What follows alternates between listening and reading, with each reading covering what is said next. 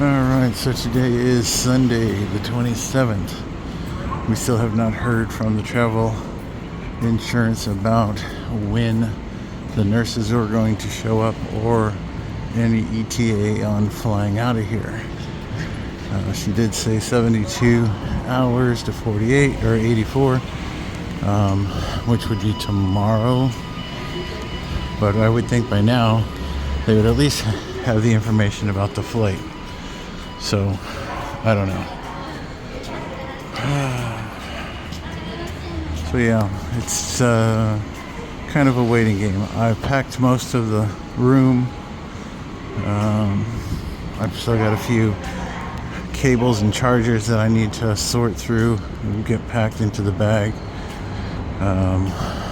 But yeah, it's 5 o'clock, so it's dinner time. It's a little overcast. They said the weather report says it's supposed to be high winds and possible rain, but right now it's pretty nice. So we're heading off to find dinner. I'm not going to go too far. My knees still bother me. And then on top of everything else, I didn't sleep good last night because around 2:30 in the morning my phone started ringing. So found out that our van, which was being transported back to California for us, the people stopped to get gas or stopped at a gas station, and when they went to restart it, it wouldn't start, and they said the starter was smoking. So that was 2:30 my time, so had to wake up and then figure out how to get it towed to a repair shop and get a new starter and get them back on the road, because they have a flight to return back to where they come from. So we didn't want to miss any of that or have to try to reschedule that. So luckily we were able to get that all handled. Of course, it was over $800 for everything, which was kind of, you know, something I could do in half hour, replace the starter, and it would have been about $50 to $100 depending on the starter. But yeah, but between the tow and the starter, it was kind of expensive, but at least we got everything sorted. And at last I heard they were just a few hours away from dropping the van off. I don't know if they're going to drop it off this evening or stop at a family's that's just up the road and then drop it off tomorrow before they have to fly home. So, but I'm not there, so I don't care. All right, now I'm gonna go continue walking until I get to food. Well, the place I was headed is closed, so I'm gonna try this place tonight. This is a cook your own, I guess. It was the first place I came to that was open. My food was delivered by a little robot. Well, at least some of it was. This part was delivered by a person.